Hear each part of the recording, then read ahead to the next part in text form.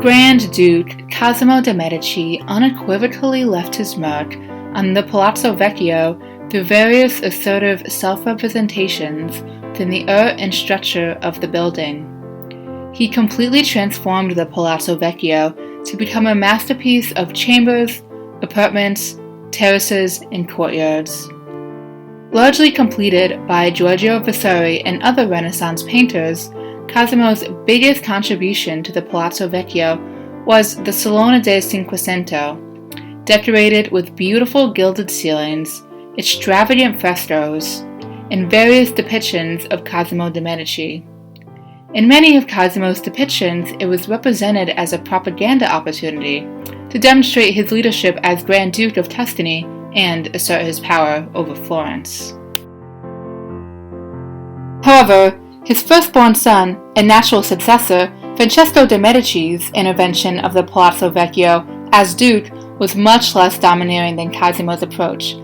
Concentrated in a tiny room connected to his private apartment, Francesco created this space as a personal study for himself. In contrast with Cosimo's passion as a political and public figure, the Studiolo designated a personal and private space for Francesco to focus on his true passions. However, despite its small size, the decoration and items that occupied the space made this room one of the most extravagant and interesting in the whole building. Located on the second floor, adjacent to but not originally accessible from the Salone del Cinquecento, the iconographical program of the Studiolo is centered on the relationship between the creative powers of man and nature. As Vasari's final intervention of the Palazzo Vecchio, along with the assistance of over 30 artists, he completed intricate decorative themes and designs throughout the Studiolo with the assistance of humanist Don Vincenzo Borghini. The fresco decoration of the vault above the cabinets uses themes of cosmology to depict the principal theme of the relationship between art and nature. Illustrated in the panel in the center of the ceiling with a fresco that incorporates the personification of nature as a woman surrounded by different species of animals offering a stone to Prometheus, holding an illuminating flame in one hand, extends his other to accept the stone from nature, representing art. From ancient through Renaissance times, Prometheus is credited for the civilization of man through his donation of fire. Art is a reflection of and shapes a civilization that establishes and reinforces the patterns of beauty, knowledge, power, and expression within cultures and society. This coincides with the elaborate allegorical content of the frescoes and cabinets within this space by way of mythology, representing Francesco's personal passions that display the creative powers and productive forces of nature and man's ability to refine those creations. To emphasize its private character particular to Francesco, below the vault displays the portraits of Francesco's parents, Cosimo and Eleonora, to face each other inside roundels. On the walls of the Studiolo, cabinets were constructed to house, display, categorize, and interpret Francesco's carefully curated selection of objects, family heirlooms, and precious items such as corals and stones. In accordance with Francesco's personal interests and passion for alchemy and natural sciences, this Studiolo went beyond a typical study to serve as a contemplative space for Francesco. The decorated cabinets were distributed along the four walls and grouped according to their elemental associations.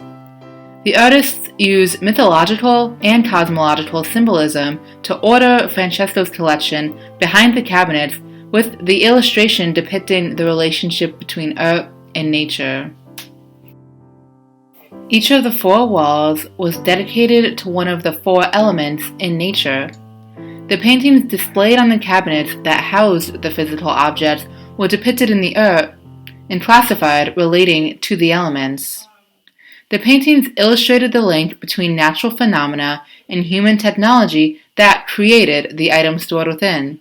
For example, objects created or refined by fire, typically metals, were on the firewall, such as the alchemist's workshop and the forge of Vulcan.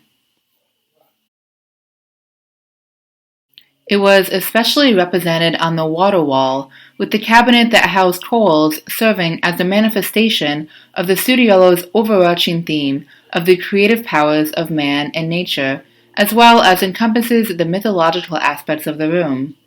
The painting Perseus and Andromeda depicts the hero's killing of Medusa with her blood calcified to form deep red coral branches.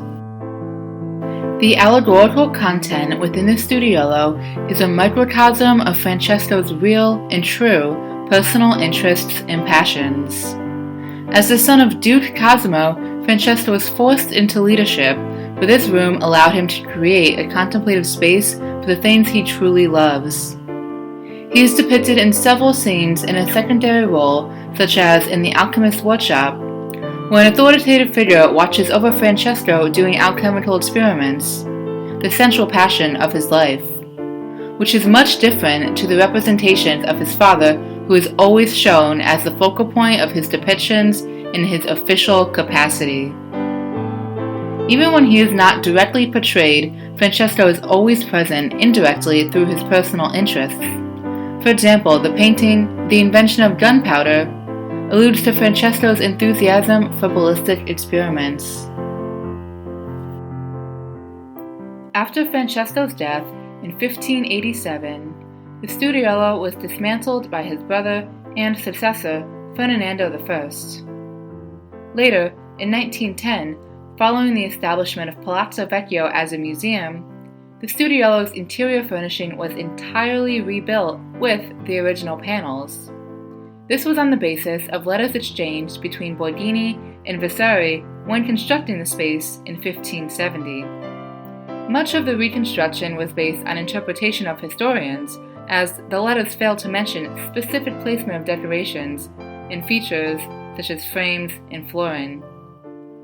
Further, Francesco's entire collection that was once stored in this room has disappeared. Historians use the panels to understand and have an idea of what could have been inside each cabinet based on the painting. When you visit the Palazzo Vecchio and see the Studiolo as it is today, although it may not be an exact replica, you can still use the space to experience and understand the mind of Francesco the scientist rather than Francesco de' Medici, Grand Duke of Tuscany.